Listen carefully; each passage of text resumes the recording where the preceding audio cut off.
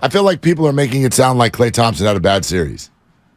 You have a bad series? He had a bad game. A bad game. He had a bad game. Missed a bunch of shots. Hit the side of the board. I thought we weren't going to sing, Dibs. I thought we weren't going to sing. That was a lightweight spoken word. No, that's a good point. And he had a bad game. He missed a bunch of shots. Okay. He hit the side of the backboard a couple times. He was bad. Are you sure? In Game 7? Yes, I'm pretty sure. In Game 7, he had a bad game. Did he have a bad series? No, he was okay. He was great, and he was awful. He was not. There was a couple games where Steiny called him consistent Klay. This is the Klay we want, the consistent Klay. Game 4, Game 5, he was rock solid. Game 6, he was pretty good.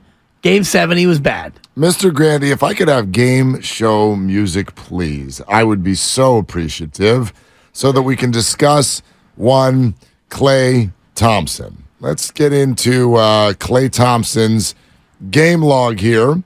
And what do you think Klay, what do you think his field goal percentage was? Give you plus or minus. For the series? Yeah, and I'll give you plus or minus a percentage point. Yeah, there you go. Yeah.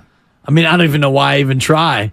The bar that you set is so excruciatingly high for me, not for your children, not for your college students that you teach. Only for your boy, Dibberclaws. Well, you're an adult. They're not. They're still forming. Man, geez, their brains are still forming. I'm borderline senior citizen. I don't even remember what I had for lunch, and I'm eating it right now. Salmon Caesar. Klay for the series, I would put him at 47%, Mark. 42.5. That's not good. No, it's not great. What do you think he shot from three-point percentage? Probably 37%. 35.6. That's a near miss. 35.6. Yeah. Randy's so quick with the buzzer. How about the free throw line? Hate Mark Randy. Yelling at Steph Curry and Jordan Poole for their free throws. What do you think Klay shot from the free throw line? Probably 83%. 88.9. That's right. Yeah, buzz that. Thank you. All right. Buzz that. Everybody's always upset about turnovers. What's a good? What would you consider a suitable number for turnovers per game for Klay Thompson? Right, for someone who has the ball as much as he does. He doesn't have the ball in a spot where he does anything other than shoot. So that's not true. That's not true. But how often does he dribble and find somebody? I guess my answer would be too much in this last series. But he was not just a catch-and-shoot player solely in this series at all. If he has more than 2 turnovers, JD voice, that's a problem. Okay, he averaged 2.3 per game. That's a problem. I agree that the turnovers were sloppy at times. He's not a big ball handler in terms of, I'm going to dribble and pass. Those are bad numbers, bro. What do you bro. think he averaged for the series? Points per game? He probably averaged about 19.6. 20.6. That's a win. Hey, finally got one. Yeah. Gosh. 20.6 on what? 18 shots a game? 17.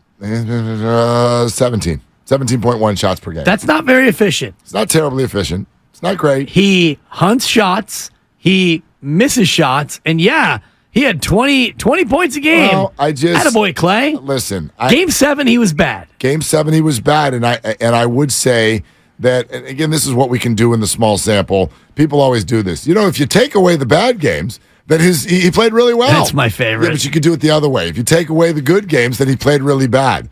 I don't want to do either. He had 3 games where he shot north of 50%. That's good. Did they win those games? Which games were those, Mark? WWL. They went 2-1.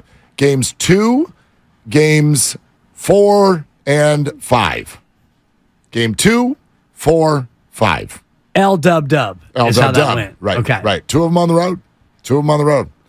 Had 2 of his 3 best shooting games on the road in this series. Yeah. And Klay Thompson's not the problem. If Klay Thompson shoots poorly and plays poorly, you're going to lose. He's not the key either way. Klay Thompson's going to shoot, and if you want to run down his shot attempts per game, he probably was between 15 and 20 shots a game every game. Klay's going to get Klays. Low of 13, high of 20 for shots. However, I would say his second worst game in the series was Game 3 when the Warriors won going away. So, listen, And they won going away because of the others and because they played great as a team. Yeah, this is funny. You and I had this conversation. I feel like about a week, maybe 2 weeks ago, about certain individuals and fans wanting that person to play well. I don't care who plays well, and the Warriors have enough people to where a couple guys can struggle in a game and they still play really, really well. The problem with the Warriors in some of these playoff games is if you get stuck in a spot where only one guy's playing well. And it happened in Game 7, although shout out to Kevon Looney and a little bit of Draymond Green too. I thought they were fine in Game 7. But you need, usually, I think if you're the Warriors, your key is you need 2 guys to score the ball well. You need 2 guys to score the ball well. I don't care who they are.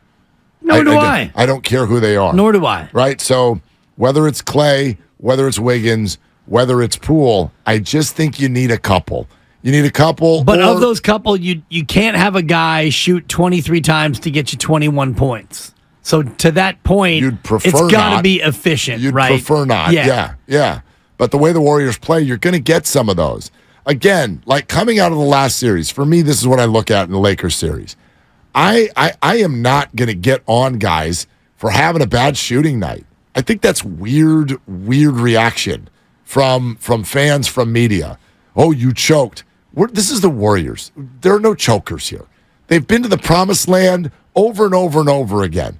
Choking is when the moment is too big for you. What moment is too big for the Warriors? What the hell are we even talking about? Right. So this isn't about choking. It's not about choking, but if you're Klay Thompson and you go 1 of 10 in the first half, that's not good from the floor. But would you do? So you want him to stop shooting when he does that? No, but he is open to criticism. Well, if they lose that game and he goes 4 of whatever he wound up, 17. But what's your criticism? Boy, he shot the ball like crap.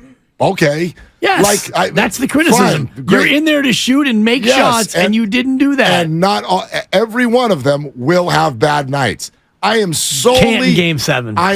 But he did, and they won. So yes, Thank you can. You, Steph. I am solely focused on the other kind of criticism, the other kind of poor play.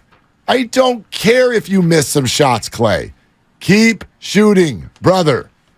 What I care about is if you make crappy decisions and you turn the ball over. Jordan Poole. Jordan, you got to make better decisions.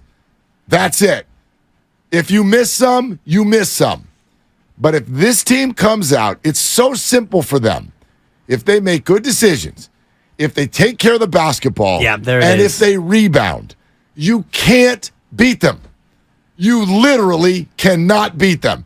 If they do those 3 things. Unless they shoot really, really, really poorly. But not 4 times. Right. You're not going to beat them in a series. You cannot beat them 4 times if they focus on rebounding and good decisions.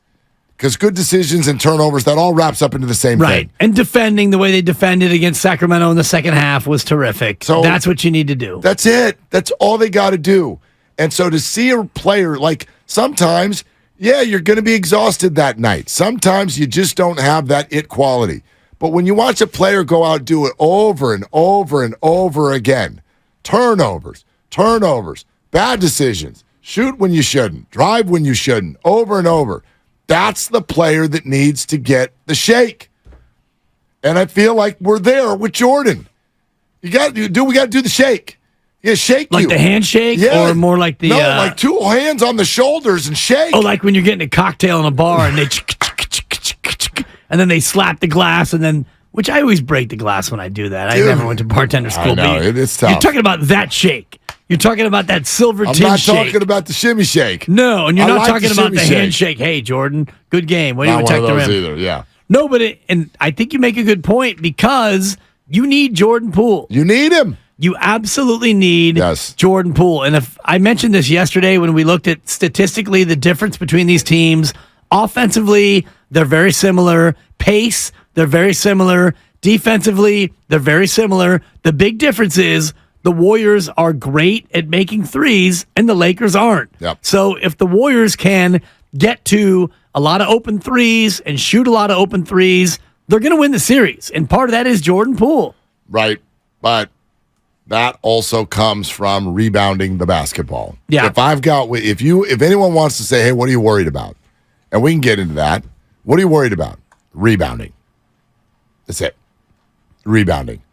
If the Lakers you're right, they'll miss a lot of threes. And if those long rebounds get gobbled up by Anthony Davis and he tosses it right back out to D'Angelo Russell or Austin Reeves or whoever, and they get 2 and 3 looks when they come down, that's how the Warriors can be in trouble. So get your Looney jersey and let's go.